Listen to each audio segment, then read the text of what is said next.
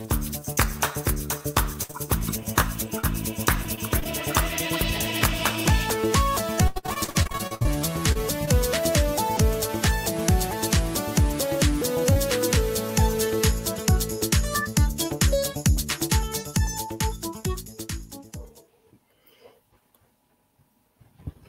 à tous et bienvenue autour de la table. Donc autour de la table, c'est un rendez-vous bimensuel, une table ronde qui permet aux experts ou pas de s'exprimer sur des sujets du quotidien, mais toujours autour de l'enfance, de la famille, de l'éducation, de l'instruction et de toutes les problématiques ou les superbes moments qui les entourent. Donc je m'appelle Karine Morel, je suis votre hôte pour cette heure. Et nous allons passer, j'espère, un très bon moment ensemble. Aujourd'hui, avec moi, autour de la table, 3 invités de choix. Elles sont coach, art-thérapeute, praticienne en PNL, conférencières. Elles sont avec nous. Elles vont nous reparler de la reconstruction après un viol. C'est parti.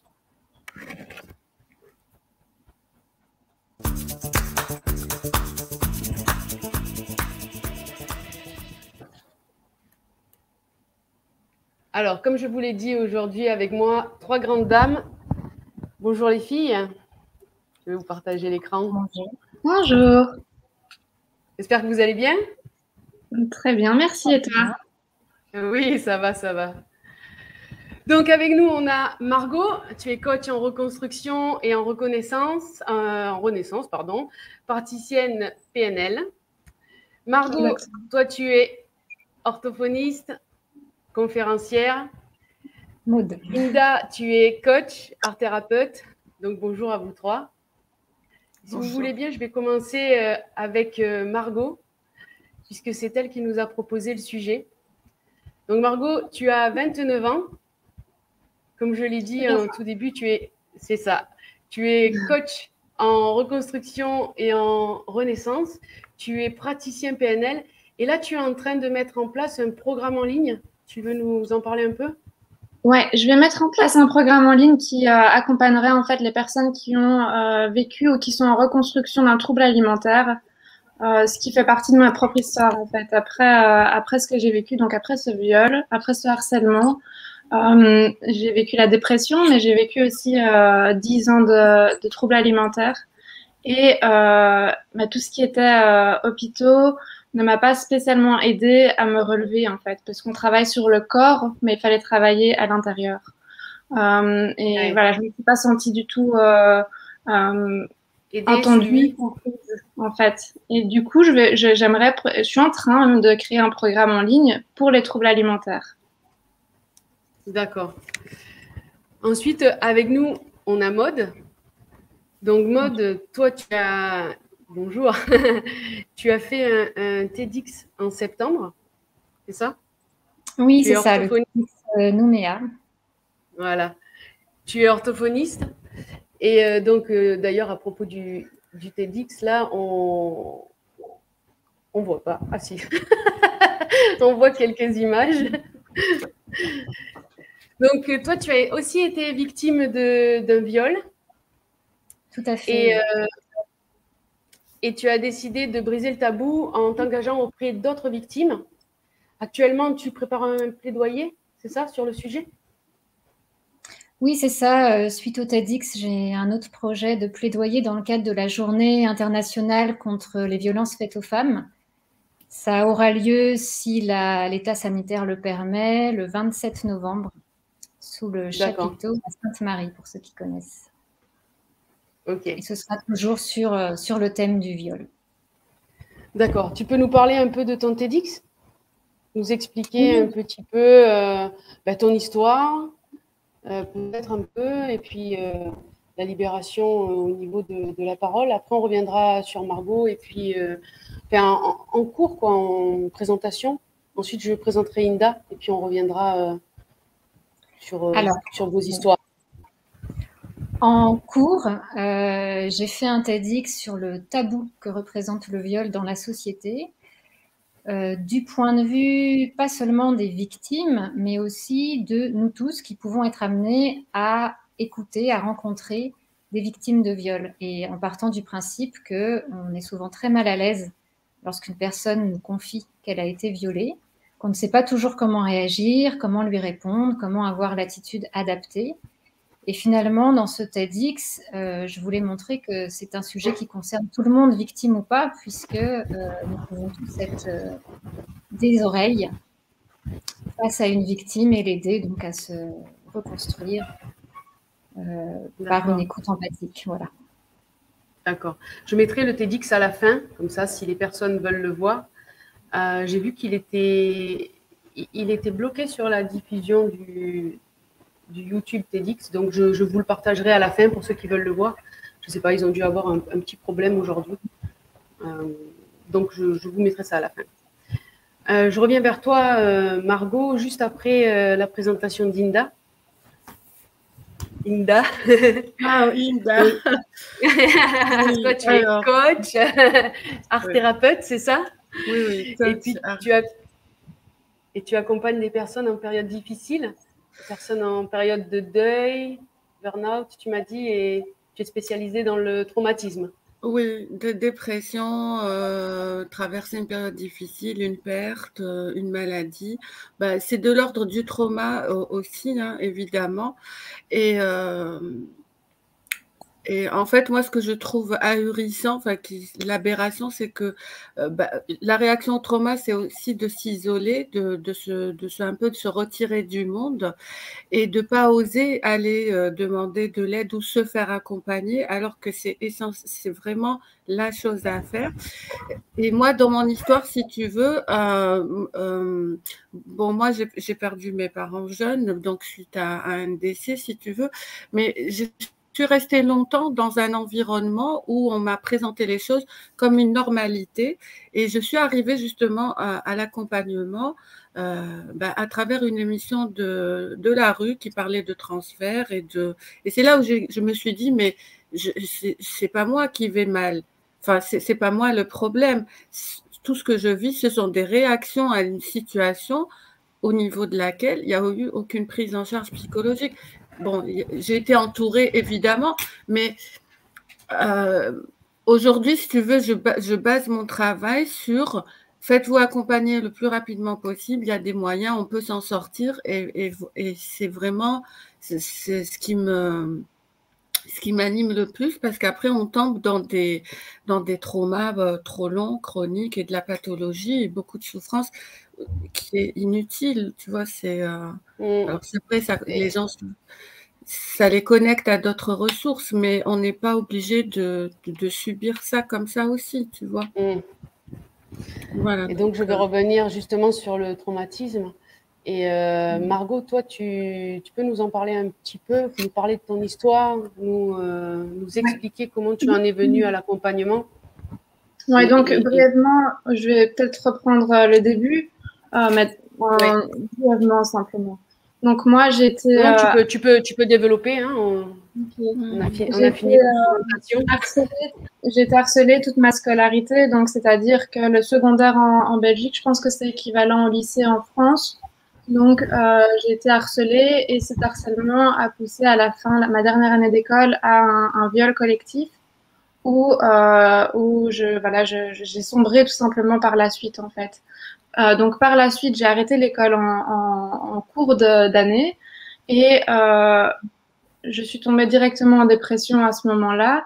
Donc refus d'aller à l'école parce que peur, et puis la peur des hommes, la peur de moi, j'en avais pas parlé à l'époque directement de ce que j'avais vécu, mais j'avais parlé à mes parents du harcèlement que je vivais à l'école. Ça, il y a des démarches qui avaient été mises en place. J'avais été trouver le directeur. On avait été vraiment mettre en place certaines choses pour que ça s'arrête. À cette époque-là, le harcèlement était connu, mais moins que maintenant. Donc, c'était des réflexions du genre, oui, mais ça va vous renforcer, ça arrive, c'est des choses qui arrivent. Enfin, voilà, toutes sortes Donc, finalement, en fait, j'ai plus spécialement osé me plaindre, ou en tout cas aller chercher de l'aide, parce que j'étais pas accueillie, en fait. Et que j'avais l'impression, finalement, que ça venait de moi. Donc, c'est cette culpabilité de se dire, OK, mais qu'est-ce que je fais pour subir ça? Qu'est-ce qui se passe? Donc, voilà. Donc là, une fois l'école arrêtée, je suis tombée vraiment dans une dépression. À côté de ça, ben, mes parents étaient un peu dans la compréhension. Oui, ils savaient pour le harcèlement, mais je minimisais. Tu leur avais pas parlé pour le… Non, je minimisais beaucoup les choses, en fait. Je minimisais tout parce que j'avais tellement peur que ça se retourne contre moi, en fait. J'avais vraiment peur des représailles, j'avais peur qu'il m'arrive d'autres choses. Même si j'étais coupée de l'école, en fait, j'avais vraiment peur qu'on vienne me trouver chez moi et qu'on m'agresse une nouvelle fois. Donc, ça a duré un petit temps quand même. Mais à côté de ça, j'ai dû quand même continuer une scolarité pour pouvoir avoir ne fût-ce que le bac, donc un diplôme de fin d'année, que j'ai fait chez moi, que j'ai passé des examens. Et après ça, en fait, j'ai vraiment déclaré le trouble alimentaire. Donc, c'est vraiment, quelque part, c'est le fait d'anesthésier les émotions, d'anesthésier les pensées en ne s'alimentant plus, en fait. Donc, moi, ça a duré longtemps. Voilà, j'en ai vraiment mené mon corps à carrément une mort intérieure. Et c'est là que mon accompagnement, donc renaître et se reconstruire, ben c'est de là que ça vient en fait. Parce que moi, j'ai poussé mon corps à bout, littéralement à bout. Donc, c'est-à-dire que la dernière fois que j'ai été hospitalisée, j'étais entre la vie et la mort. Et à ce moment-là, il y a eu un électrochoc en fait. Non, je peux pas rester comme ça. Je peux pas m'autoriser je peux pas les laisser gagner tout simplement. Donc j'avais une rage même si j'étais très faible, j'avais vraiment cette rage de me battre et de vivre parce que j'estimais qu'ils n'avaient pas à gagner ça. Mais entre cette prise de conscience-là et le fait que j'ai été victime de ce viol, s'en est passé 10 ans. Donc, il y a un moment donné où ça a été beaucoup de honte, beaucoup de culpabilité, puis le fait d'avoir peur d'en parler aux autres. Mes parents étaient au courant quand même relativement vite après ce viol, mais c'était vraiment le regard et oui, mais pourquoi tu t'es pas défendu? Pourquoi tu n'as pas fait ça? Pourquoi? Et en fait, ce pourquoi, ça répond à la question parce que. Donc, une justification qu'on a vécu un drame, en fait. Et pour moi, c'est pas ça, en fait. C'est pas nous qui sommes les responsables du viol. C'est vraiment redonner la responsabilité aux violeurs. Et ça, c'est quelque chose qui est très dur. Donc, moi, je vois un peu ce parcours comme la courbe du deuil, qui, à la base, la courbe du deuil a été créée dans l'accompagnement des traumas, pas spécialement des décès, mais vraiment des traumas. Oui, parce que… Donc,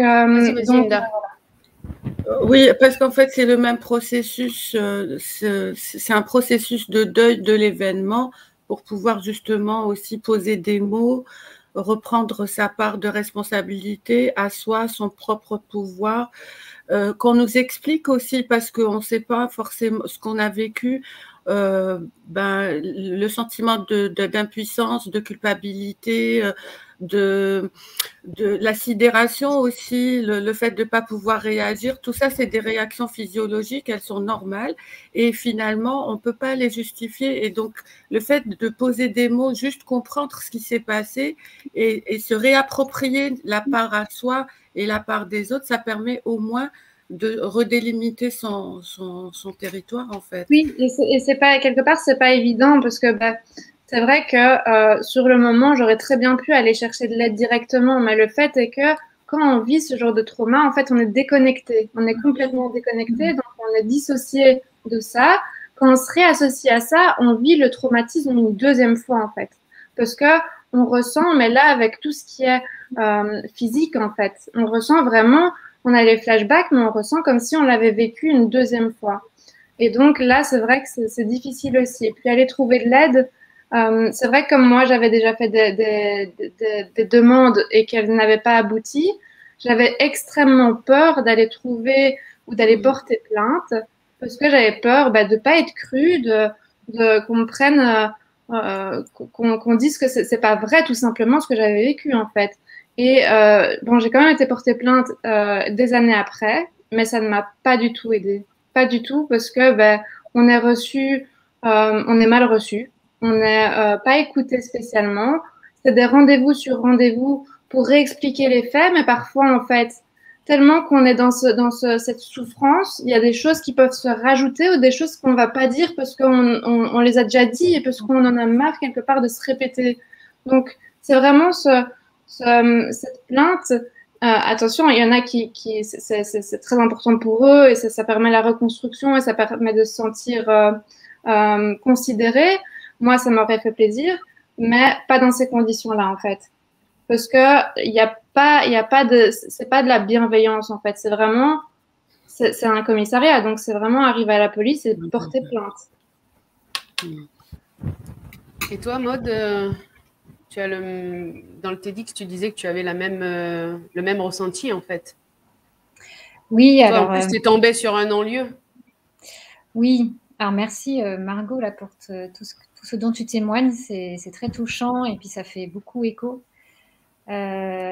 Effectivement, tu parles de la culpabilité qui est toujours présente chez les victimes et ça, c'est vraiment important de le souligner. Et le fait qu'on se sent responsable, qu'on est amené à se justifier. Et c'est vrai, concernant après le processus judiciaire, il y a du boulot à faire aussi là-dessus, malheureusement, hein, parce que ça peut être une deuxième épreuve, ce processus. Moi, il y a eu une procédure qui a duré 4 ans et demi, qui a abouti à un non-lieu, sachant que beaucoup ne vont même pas jusque-là, c'est-à-dire qu'il y a 70% des plaintes pour viol qui aboutissent à un classement sans suite, hein, donc là, c'est beaucoup plus rapide. Le non-lieu, il intervient après une instruction où un juge d'instruction a quand même mené une enquête, pris du temps, mais il y a très très peu de viols qui sont réellement condamnés. Et ce qui est dur dans ces cas-là, c'est qu'on n'est pas reconnu en tant que victime et que notre parole n'est pas entendue. Et ça, c'est très difficile quand on se bat déjà contre le sentiment de culpabilité qu'on a de toute façon automatiquement. Si en plus on n'est pas reconnu, on n'est pas entendu par la justice, ça peut le renforcer et puis ça peut donner cette impression de pas être soutenu, de pas être aidé et aggraver aussi ce dont tu parles, Margot, hein, la dépression, toutes les conséquences post-traumatiques qui sont psychiques et qui sont aussi physiques, hein, avec des troubles de santé qui sont importants suite à des violences sexuelles qui sont parfois méconnues parce qu'on n'imagine pas qu'en fait, ça peut causer des troubles digestifs, des troubles neurologiques, des troubles de la mémoire. On pense plus à la dépression, aux crises d'angoisse, mais en fait, voilà, les addictions, les troubles alimentaires, ça peut être des conséquences traumatiques aussi. Et donc voilà, je regrette pas d'avoir porté plainte de mon côté parce que je me dis que ça fait une trace quelque part et que si par malheur le violeur recommençait avec quelqu'un d'autre, ce serait inscrit quelque part. Et puis, ça m'a quelque part, ce combat, il m'a tenu aussi un moment parce que pendant 4 ans, comme c'était en cours, ça me donnait aussi un but de quoi ça m'a aidé, je pense, à ne pas m'effondrer totalement. Mais quand il y a eu le non-lieu, ça a été très difficile. Et tu parles d'une culture du viol. Tu expliques ça comment ? Eh ben, le fait que la parole soit peu entendue, que les victimes soient systématiquement culpabilisées, qu'on remette en cause leur attitude, qu'est-ce qu'elles ont fait, pourquoi elles ont fait comme ci, pourquoi elles étaient habillées comme ça, avec tous ces mythes qu'on a et qui malheureusement perdurent encore, de elle l'a bien cherché, mais peut-être qu'elles aiment ça, etc. Ça, c'est à prendre en compte, effectivement, dans une culture, une éducation, un ensemble d'idées reçues, de représentations qu'on a sur le viol, qui participent en fait à cette culpabilisation, à cette invisibilisation de la parole des victimes. Et en fait, c'est pour ça que c'est pas un problème seulement personnel, intime. Et c'est sur quoi j'insiste là-dessus dans mon TEDx, parce qu'en fait, c'est vraiment un problème de société aussi.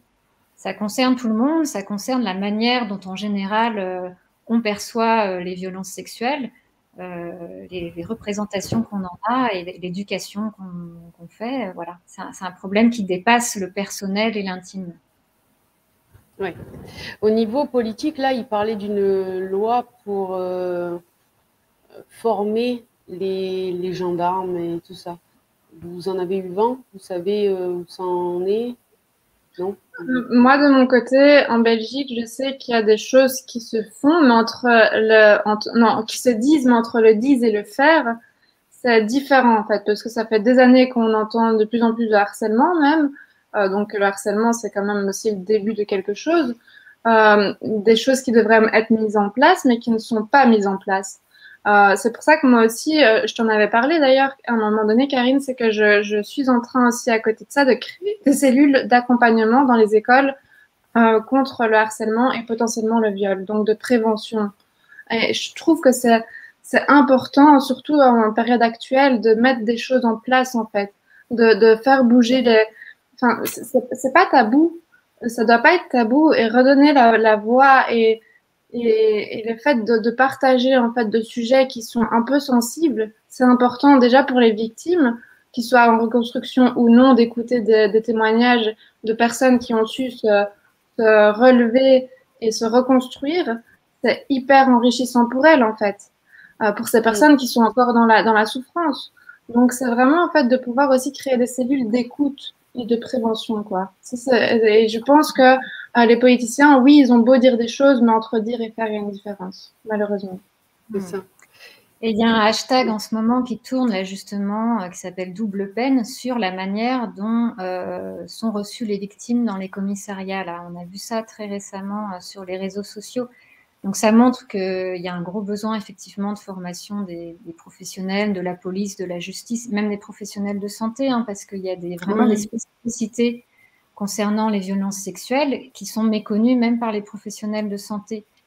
Et voilà, j'espère que ça va pouvoir évoluer. Ouais. En tout cas, moi, ce que je me rends compte, c'est qu'on en entend de plus en plus, que ce soit dans les médias. Chez nous, ici, en Belgique, il y a un hashtag aussi qui est sorti, ça s'appelle Balance ton bar, justement des femmes et des jeunes filles victimes de viols dans des bars, que ce soit des patrons ou tout simplement des consommateurs. Mais c'est honteux, je trouve, en fait. Tout simplement, parce que il faut qu'on lance des hashtags pour qu'on se sente écouté, en fait. Et ça, c'est dommage, je trouve, quelque part. C'est en ça, en fait, que Inda disait justement tout à l'heure qu'il faut se tourner vers les professionnels. Et donc, tu fonctionnes comment, Inda? Alors, moi, je fonctionne beaucoup par d'abord poser le cadre et les limites, c'est-à-dire accueillir la personne, évidemment, mais tout de suite mettre ce que j'appelle les garde-fous, c'est-à-dire remettre les choses dans le bon sens. Quand j'entends Margot parler de harcèlement, le harcèlement, c'est déjà le début de quelque chose. Donc, on est déjà dans une agression, dans ne pas reconnaître l'autre, ni dans sa différence, ni dans qui il est, ni à cause de son corps, ni parce qu'il n'a pas le même mode d'expression que l'autre. Et donc, tout de suite, d'abord, je tire enfin, moi, je suis presque intolérante parce que je dis tout de suite, ça t'appartient, ça t'appartient pas, on accepte la différence, oui ou non, et je mets tout de suite en lien avec, par exemple, si c'est les enfants, ben, je signale à la maîtresse, à la directrice, aux parents, tu vois, je crée ce lien à travers la parole, pas du tout dans quelque chose de bon ou de mauvais, mais beaucoup dans de l'information et de donner les outils pour que chacun puisse justement de redevenir maître de se dire voilà où je me situe et voilà ce que je dois faire. Et après, je donne aussi ce temps parce que les gens, ils ont besoin de temps pour intégrer l'information et pour pouvoir en faire quelque chose. Donc, le fait, comme dit Margot, ben, quand tu accueilles quelqu'un, que ce soit dans un commissariat, une école ou un hôpital, il faut savoir que c'est des professionnels dans leur corps de métier. Mais ils ne sont pas là pour… même les médecins, moi j'ai travaillé en milieu hospitalier, ils soignent un corps. Si tu as un problème psychologique ou psychiatrique, ils t'envoient en psychiatrie. Mais ils ne vont jamais prendre ce temps d'écouter ce que tu as vécu, ni même de t'accueillir. C'est même pas du soin, c'est juste reconnaître et entendre ce que la personne te dit. Parce que quand on a des gens qui sont pressés et qui te disent on n'a pas le temps de gérer ça, ils sont aussi dans un déni de ce que tu as vécu. C'est encore une porte qui se ferme. Et tu as l'impression de venir comme ça quémander quelque chose alors que tu es déjà dans un état de fragilité. Et je trouve ça très, très violent. Et je rejoins tout à fait ce que dit Margot et Maud. Donc, j'essaie vraiment de créer du lien, de prendre le temps. vraiment de prendre le temps, parce que c'est se reconstruire après un trauma, c'est vraiment prendre ce temps. C'est indéniable. De toutes les façons, si on ne le prend pas, eh ben, on est dans des répercussions collatérales qui vont s'allonger dans le temps et dans le comportement, et ça va devenir des blocages en fait. Voilà, c'est comme ça. Alors, j'utilise aussi l'art-thérapie. C'est vrai que la souffrance, elle est très, très, très forte, et des fois, les mots sont vraiment insuffisants. C'est au-delà de ce qu'il y a dans une parole. Et du coup, le fait de passer par la création et par l'art, ça permet de transformer le trauma, ou en tout cas de le traverser différemment, de l'accueillir, de le faire parler aussi différemment. Mais déjà, ça, c'est énorme, parce que c'est avoir un espace où on peut exister avec qui on est, ce qu'on a vécu, sans jugement, sans donner des explications, sans être super fort, ni rien du tout. Juste être soi, en fait.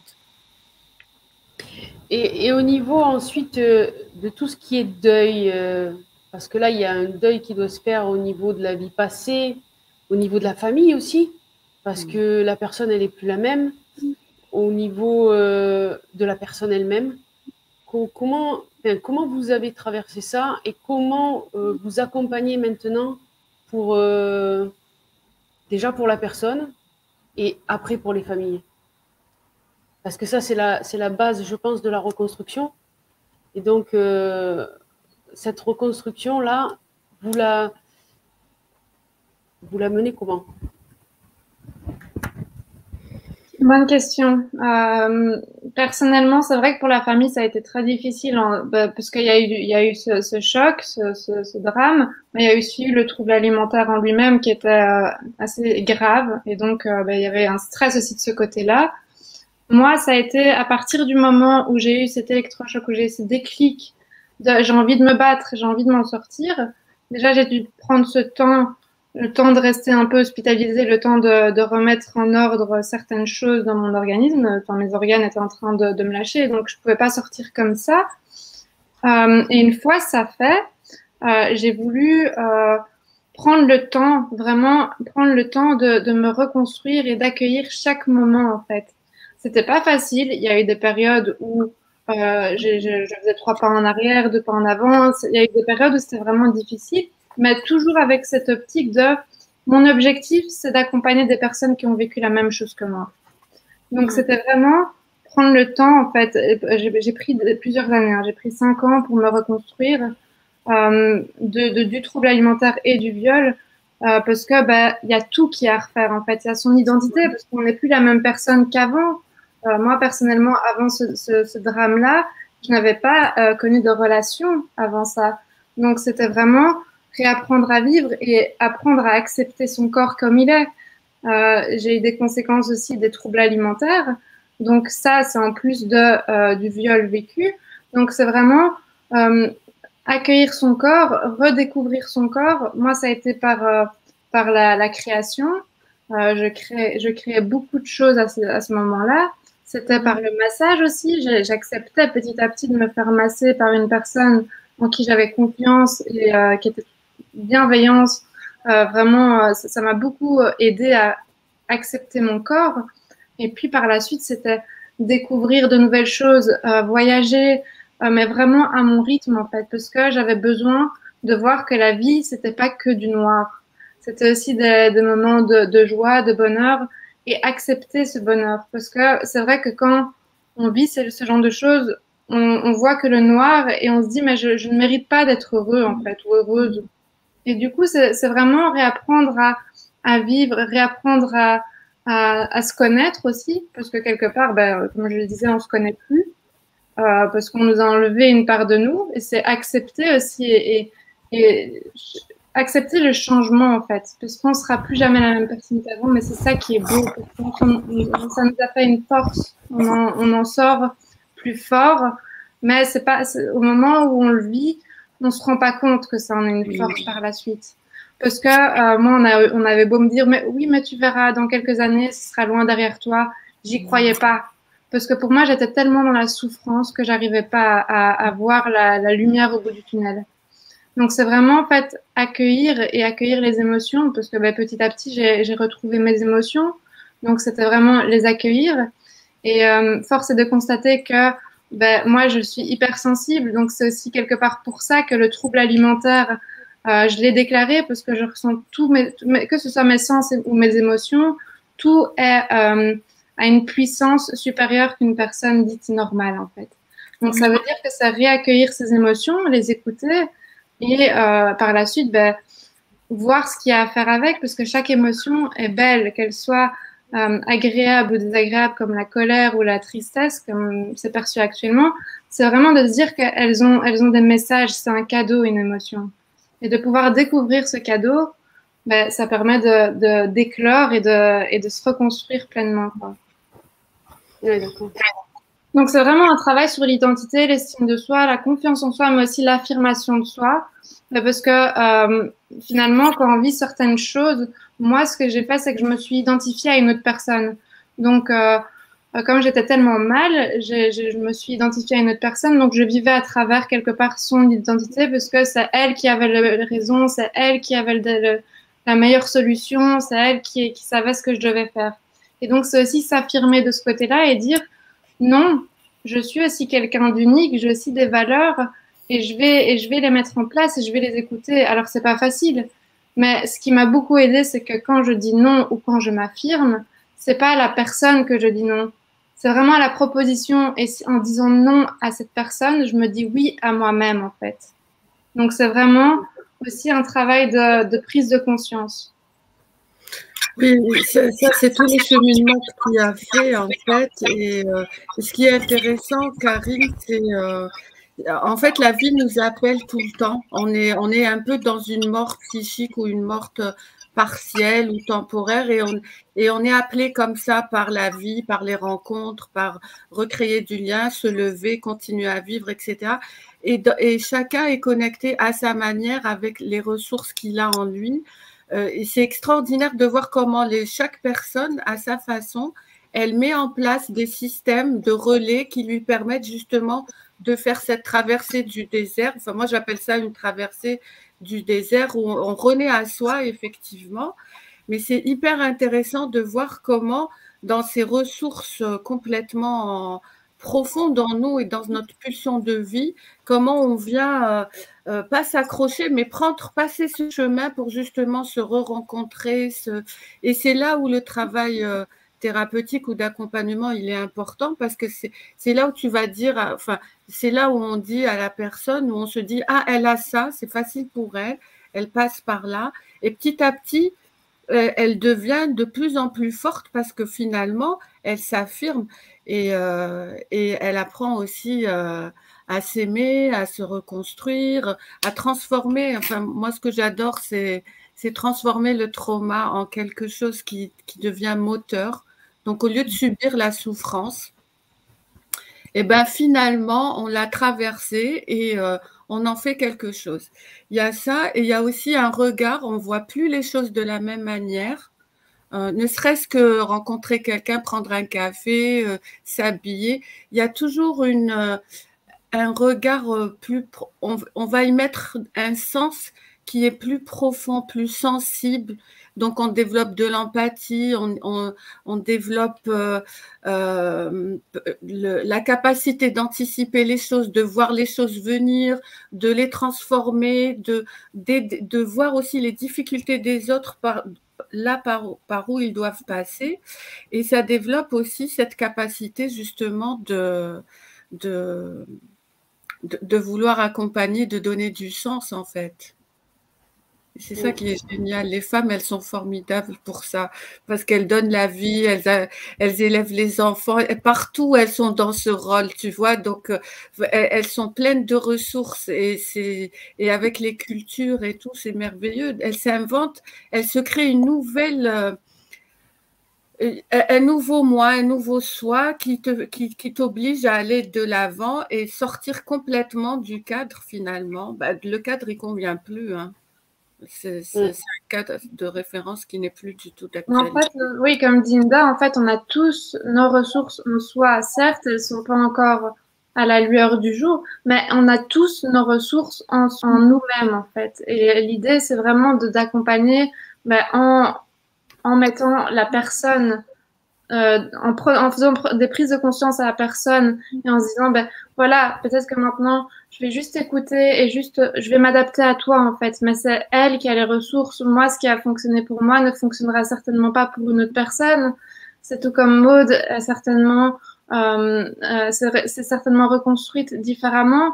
Donc, chaque personne en fait a une reconstruction différente et c'est normal quelque part parce que ça dépend de la sensibilité, de l'identité de la personne. Oui, tout à fait. Et alors, dans mon cas, c'est vrai que c'est un petit peu différent de ce que tu racontes, Margot, même si forcément, je trouve des échos dans ce que tu dis. Moi, je me suis beaucoup dissociée, en fait. Hein. C'est un phénomène qui survient lors d'un traumatisme, de se déconnecter un petit peu. C'est un mécanisme de survie qui est automatique et inconscient. Et en fait, moi, pour m'en sortir, j'ai tout de suite, assez rapidement, j'ai beaucoup dissocié aussi mon corps de mon esprit. Et j'ai beaucoup intellectualisé. Et c'est vraiment mon mode de défense. C'est-à-dire que quand quelque chose ne va pas, il va falloir que je le tourne dans tous les sens dans ma tête, que je réfléchisse, que j'écrive, que je mouline, que j'intellectualise. Alors ça peut être bien dans certains cas, un peu fatigant dans d'autres cas. C'est ce qui m'a permis, et puis du coup de moins vivre le traumatisme dans mon corps, mais ça donne l'impression d'être toujours un petit peu à côté de son corps et beaucoup dans sa tête. Et décalé. Oui, voilà. Et puis, quand on a eu un mode de défense à un moment qui a été très utile à un certain moment, le problème, c'est que même quand le danger est plus là, le traumatisme commence à être loin, le mode de défense, lui, il est un peu plus dur à laisser tomber. Donc, aujourd'hui encore, je suis dans une phase où j'essaye d'un peu de reconnecter les choses, de reconnecter mon esprit, mon corps, retrouver un peu mon intégrité. C'est un long travail, hein, et je pense que mon corps me le rappelle. En fait, au bout de quelques années, j'ai commencé à avoir beaucoup de douleurs dans mon corps. Beaucoup de douleurs de dos terribles, des douleurs de ventre, des problèmes digestifs. Et c'est comme si, finalement, mon corps se rappelait à moi en plein de circonstances et me disait « Coucou, je suis là, occupe-toi de moi ». Et donc, voilà. Et moi, j'ai fait beaucoup de psychothérapie hein, pour me reconstruire. Et j'ai eu la chance aussi hein, d'avoir les ressources pour pouvoir faire ces démarches parce que c'est vrai, c'est important de le rappeler. En fait, moi, je me considère quand même comme privilégiée pour avoir pu avoir l'idée d'aller rencontrer des professionnels, d'avoir quand même pu être soutenue par des amis, d'avoir des ressources intellectuelles, financières aussi, parce que mine de rien, pendant 15 ans, ça coûte cher en fait. Il y a des personnes qui, comme tu dis Margot, il y a les ressources en elles, mais il faut encore qu'elles puissent être accompagnées pour pouvoir s'en servir, les faire sortir, et malheureusement, c'est pas le cas de tout le monde. Donc voilà, j'ai eu la chance de faire ça. La psychothérapie, ça m'a beaucoup aidée. Après, ça reste une prise en charge très dans la tête, du coup. Et aujourd'hui, je me dis, tu vois, c'est intéressant, Inda, l'art-thérapie, ça me parle un peu. C'est un petit peu d'autres aspects de la prise en charge. Et puis, l'idée de se reconnecter à quelque chose de plus créatif aussi et de plus instinctif peut-être et un petit peu moins intellectuel. Moi, j'ai l'impression que ça me ferait du bien en tout cas. Donc, c'est super qu'il y ait des approches multiples pour la prise en charge des victimes de violences sexuelles. Mais je pense que c'est vraiment les prises en charge multiples parce qu'en fait, un accompagnement ne peut pas convenir à tout le monde. Par exemple, moi, je n'ai pas trouvé nécessaire et j'ai juste au contraire, en fait, c'est ce qui m'a le plus enfoncé, c'est d'aller consulter un psychologue. Parce que c'est tourner autour du problème, le réinfecter, le réinfecter, en parler toujours. Puis à un moment donné où en fait, j'avais plus du tout envie de tout ça parce que moi, ce que je voulais inconsciemment, c'est vraiment voir qu'il y a quelque chose de beau qui m'attend, en fait. Mais ça, c'était encore trop tôt. Et donc, finalement, le fait d'être suivie, ça m'a peut-être soulagée sur le moment, mais à la longue, au fur et à mesure des années, ça m'a plus enfoncée.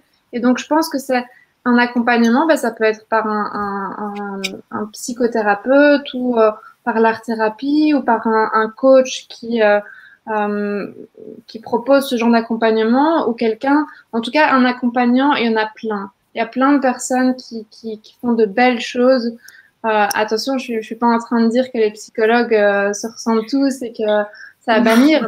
En tout cas, pour moi, non, mais je pense qu'il faut trouver celui qui, c'est comme tout, hein, c'est comme dans tous les métiers, il faut trouver celui qui te correspond. Pareil pour les coachs, pareil pour les coachs, pareil pour.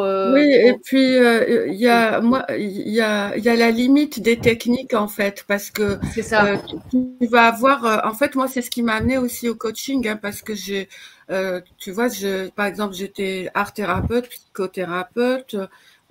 J'ai fait un peu de EFT, de l'hypnose, etc. Mais chaque technique, finalement, elle va apporter quelque chose parce qu'elle amène un regard et une ouverture qu'on n'a pas forcément c'est un outil avec tel ou tel praticien. Mais elle a sa limite, cette technique. Et le fait de combiner les techniques, par exemple le MDR, un travail corporel, de la création, de la thérapie, mettre des mots et synthétiser, enfin, comment dirais-je, intégrer tous ces langages, toutes ces réparations qui se sont faites à différents niveaux, c'est ça qui permet d'avancer, enfin de pas se taper 10 ans de thérapie sur un divan avec le même psy, parce qu'au final, ben, on a fait le tour, on a compris, faut passer à autre chose en fait. Et le corporel, dans certaines cultures, comme le corps, c'est aussi le champ d'expression de l'inconscient, il y a des choses, quand tu les dis, ben avec le mental, ça met du temps pour cheminer. Par contre, si tu les vis physiquement, comme des transes ou des danses ou des tambours ou du chant, des choses comme ça, tu vois, ça va venir en fait donner des informations à ton inconscient qui va lui savoir quoi en faire. De toutes les façons, il est là pour réparer. Et c'est ça qui est bien en fait. C'est vraiment... Moi, ça m'a beaucoup aidé l'art-thérapie parce que j'en avais marre de radoter toujours le même truc. Et en plus, à un moment, tu t'en veux même de ne pas avoir réussi à t'en sortir parce que tu te dis peut-être je suis faible, j'y arriverai pas. Pourquoi les gens ne le montrent pas? Enfin voilà. Et le fait de juste parler à quelqu'un qui peut parler le même langage que toi ou juste te comprendre, parce qu'après, dans la vie de tous les jours, ben, on est monsieur tout le monde, il faut tenir, il faut se concentrer, il faut faire ce qu'il y a à faire, et on n'est pas tout le temps au taquet, quoi. C'est ça.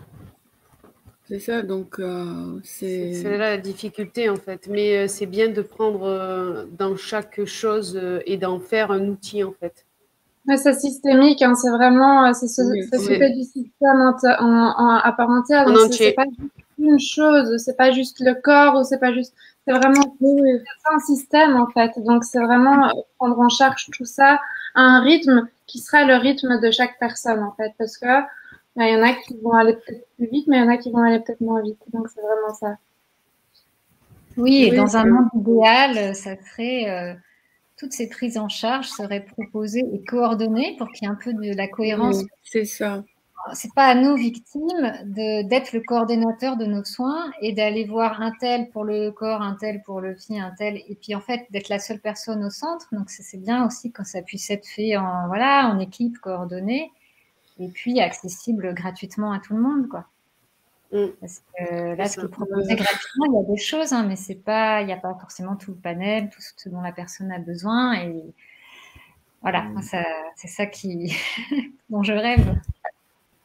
Ça, c'est vrai que ce serait l'idéal, en espérant qu'un politicien ou que Macron écoute notre vidéo. C'est ça, mais même s'il écoute, pour toi, chez toi, ça ne fonctionnera pas vraiment bien. Ah non, moi, je suis partante de partir vous rejoindre quelque part, où que ce soit, en Nouvelle-Calédonie. Tu viens nous voir. Voilà, Maud et moi, on est en Nouvelle-Calédonie. Bon, Hilda, elle est plutôt en région parisienne, si je ne me trompe pas, c'est ça? Oui. Donc, voilà. Ah là là. Mais bon, déjà se créer un réseau, tu sais, un réseau de professionnels qui font, qui sont dans le même, dans la même approche et qui ont des approches complémentaires et qui évoluent aussi, qui proposent des choses dans le même sens. C'est hyper intéressant. Moi, j'envoyais mes clientes, tu vois, par exemple, l'ostéopathe, le MDR, même si elles avaient besoin, par exemple, des coachings de couple, parce que la relation à l'autre, elle est altérée, elle est modifiée, on a du mal à s'accueillir, accueillir. Ben, tout ça, et petit à petit, c'est merveilleux quand les gens reviennent des années après, ils te disent, écoute, voilà, j'ai un enfant, je me suis mariée, ok, c'est passé, mais maintenant, j'ai repris ma vie en main. Franchement, c'est vraiment... Oui, c'est ça, c'est beau. Bah, de toute façon, je pense c'est lent, mais qu'on est sur la bonne voie. Ça a commencé un peu à parler. J'espère que notre émission sera partagée, même si là, bon, on est en matinée en France, on est tard en Nouvelle-Calédonie, donc effectivement, on n'est pas une grande heure d'écoute, mais on va partager ça et j'espère que ça soulagera des personnes qui pourront se reconnaître et trouver des solutions grâce à ce que vous avez dit. Je mettrai d'ailleurs vos liens en dessous de la vidéo dans le replay, comme ça les gens pourront vous contacter et pourront soit seulement discuter avec vous ou soit peut-être trouver des solutions en fonction de ce que vous pourrez leur proposer. Mais moi, je pense déjà que la contribution du sens, si quelqu'un qui a vécu ce genre de trauma peut écouter cette vidéo, si elle peut, ne fût-ce que parler à quelqu'un ou envoyer un message et discuter simplement, en fait, c'est déjà un premier pas qui est hyper important, en fait. Et se sentir, s'autoriser à le faire, se donner la permission de le faire. C'est vraiment essentiel. Donc ça serait... Pardon. Vas-y, Mad, vas-y. Non, je voulais compléter ce que disait Margot sur le fait que rien que de faire une vidéo qui aborde ce sujet, qui reste un sujet difficile, qui reste un sujet tabou pour plein de gens, c'est hyper important. Et j'ai pu avoir, après le TEDx, qui abordait le même sujet, des témoignages de personnes qui sont venues me dire qu'elles avaient, elles aussi... Spontanément. Oui, et certaines qui m'ont dit qu'elles ne l'avaient jamais dit à personne et qui sont, suite à ça, ont pu oser le dire. Donc, c'est hyper important. Ça peut faire réfléchir les gens, que ce soit les victimes et puis aussi tout le monde, parce que, en fait, les victimes ne peuvent parler si elles sont écoutées. C'est ça, ce que tu disais dans ton TEDx, tu disais dans ton TEDx, c'est ce malaise qui est là et qui, soit on n'écoute pas, soit on se défausse, on s'en va, quoi. Il y a plein de choses. Il y a beaucoup aussi de culpabilité de l'extérieur. Donc oui, mais c'est pourquoi tu t'es pas défendu, pourquoi t'as pas crié, Et donc en fait, c'est tout des préjugés que, d'abord tu le sais pas ce que j'ai fait ou pas.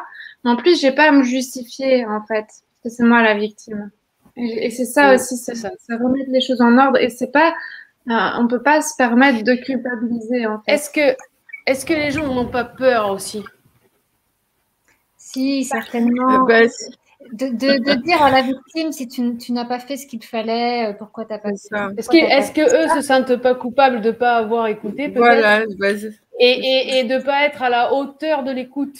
C'est ça. Certainement. Mais quelque part, tu vois, c'est aussi un mécanisme de défense aussi pour eux. Mais pourquoi tu n'as pas fait ça? Moi, j'aurais fait ça. Et donc, c'est vraiment... mais c'est OK. À distance, oui, tout à fait.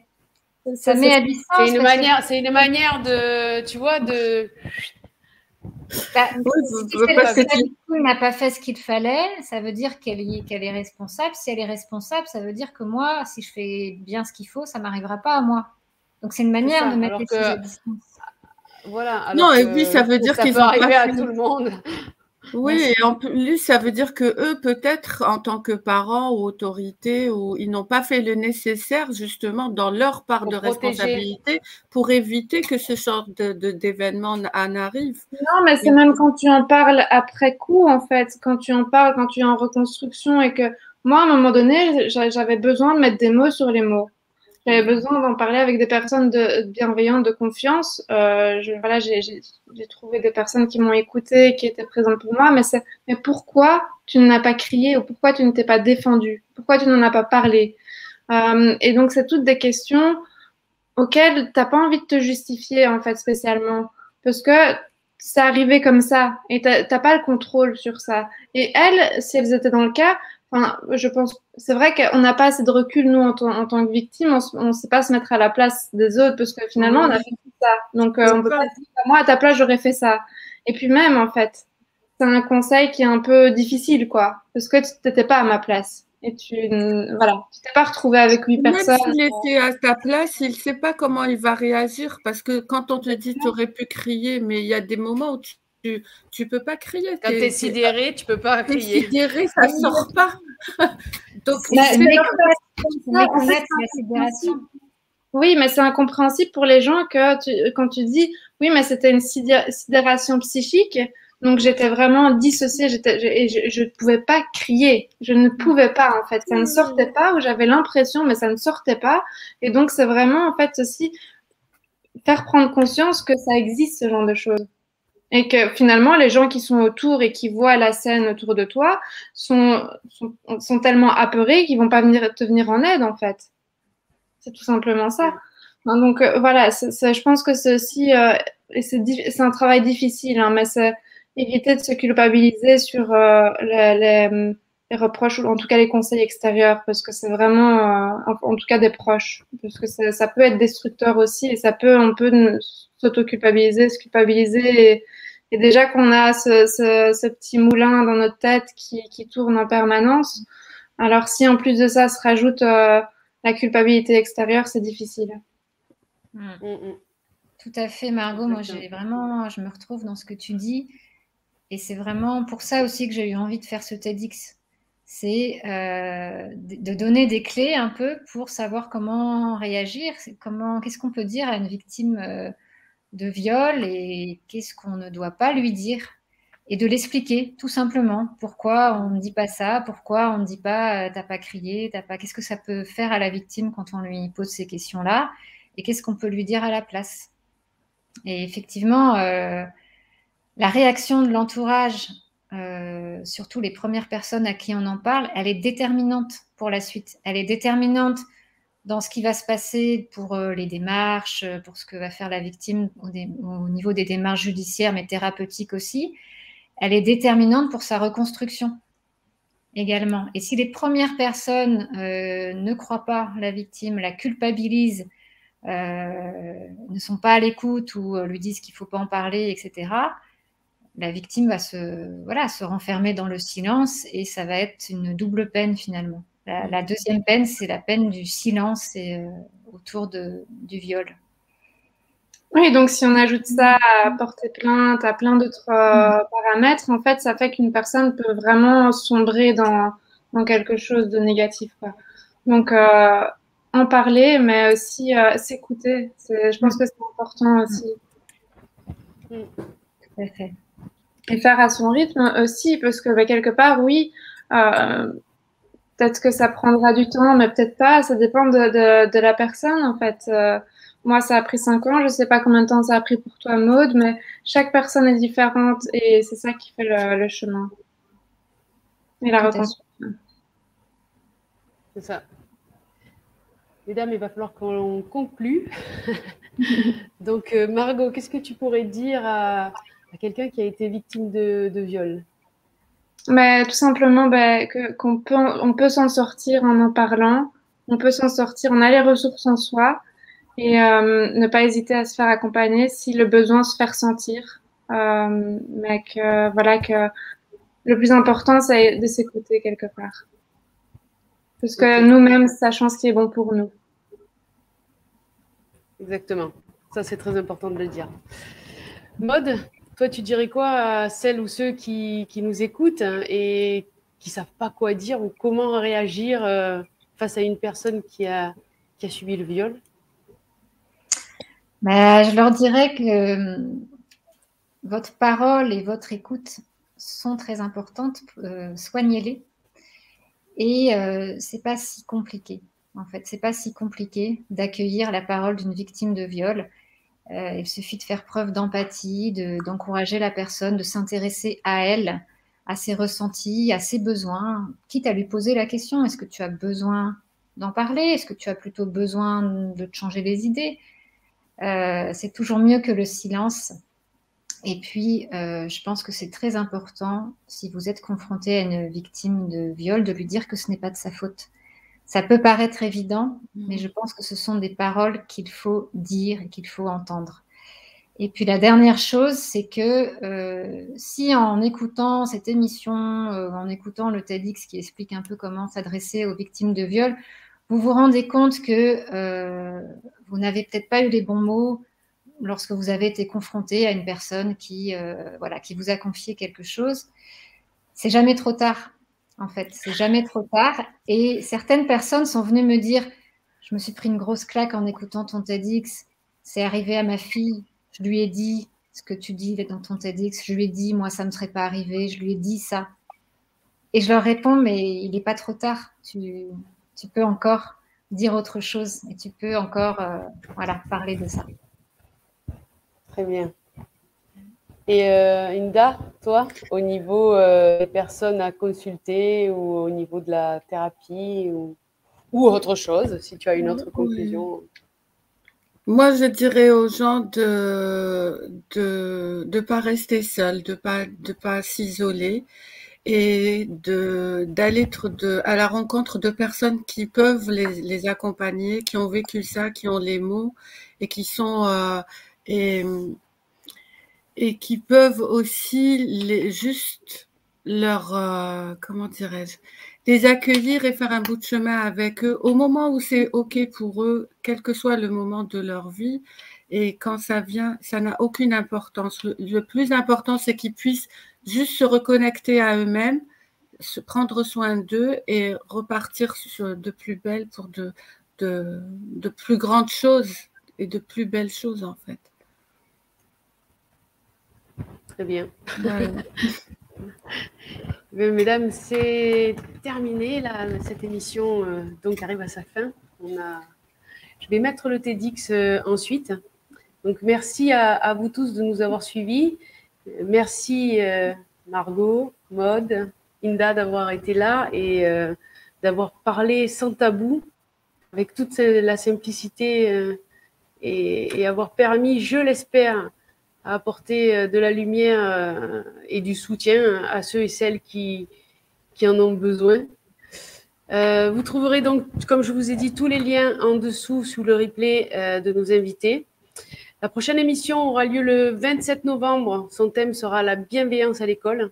Seront avec moi autour de la table Fabienne Vidoire, qui est professeure des écoles et conférencière, Delphine Masson, qui est directrice du centre aéré et périscolaire Les Cocos BKP, Alexandra Didier, qui est une maman bienveillante, Cynthia Navette, qui est hypnothérapeute, et André Polverini, qui est professeur de langue.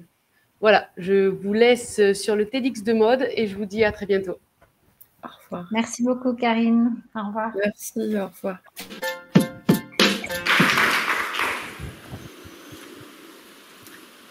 J'ai été violée. Alors, je vous rassure, je ne vais pas vous raconter. Je ne vais pas vous décrire combien c'était horrible, violent, traumatisant. Je ne veux pas vous mettre mal à l'aise. Mais peut-être l'êtes-vous déjà un peu à l'idée de m'entendre parler de ce sujet. Je ne peux pas vous en vouloir. Mais je vais en parler quand même. Du viol, pas vraiment, mais précisément de ce malaise que l'on ressent lorsqu'on nous parle de viol. Ce malaise, on pourrait l'appeler tabou. Et si je veux en parler, c'est parce qu'il a des conséquences graves. Parce que c'est tabou, très peu de victimes portent plainte. seulement 10%, faisant du viol un crime largement impuni. Parce que c'est tabou, certaines victimes n'en parlent à personne, pas même à leurs proches. Parce que c'est tabou, elles ressentent de la honte, de la culpabilité. Et ce poids terrible les freinera dans leur reconstruction après ce grave traumatisme. Et parce que c'est tabou, lorsqu'elles essaieront d'en parler, elles feront souvent face à des réactions maladroites ou même délétères qui les dissuaderont d'en parler à nouveau. On met en doute leurs paroles. « Oh, t'es sûre, t'exagères pas un peu là ? Ah non, je le connais, jamais il ferait ça. » Ou encore « Ah, il y avait de l'alcool, tu sais, on ne sait pas vraiment ce qui s'est passé. » On aimerait se dire que le viol, ça n'existe pas. Pour ça, on hésite même à prononcer son nom. J'ai été violée. Ah bon, tu as subi un rapport sexuel non consenti ? Parfois, on minimise. Ouais, ça a dérapé, quoi. C'est pas si grave. Tu t'en remettras. Allez, faut passer à autre chose maintenant. Pourtant, le viol a de graves conséquences qui sont méconnues et mal prises en charge. Des conséquences qui peuvent durer des années, voire toute la vie. Le stress post-traumatique, comme pour une victime de guerre, cause reviviscence, flashback, cauchemar, sensation de danger permanent. Le viol génère aussi des crises d'angoisse, de la dépression, parfois des addictions, des troubles du comportement alimentaire, de l'agressivité. Et puis, il y a les troubles physiques. Fatigue, douleurs chroniques, troubles gynécologiques, troubles digestifs, troubles neurologiques. La liste est immense, si bien que l'espérance de vie des personnes violées est diminuée. Et il y a 4 fois plus de risques de suicide chez les femmes violées. Alors revenons à nos réactions. Parfois, on ne sait tellement pas quoi dire qu'on change carrément de sujet. On coupe court à la conversation. Ah, ok. Bon, je dois y aller. Et puis, on en reparle. Ou pas. Ou alors, on ramène les choses à soi. Oh, depuis que tu m'as raconté ça, je suis pas bien, j'en dors plus. Ou alors, à quelqu'un d'autre. Ah ouais, c'est arrivé aussi à ma cousine. Et puis elle, quand ça lui est arrivé,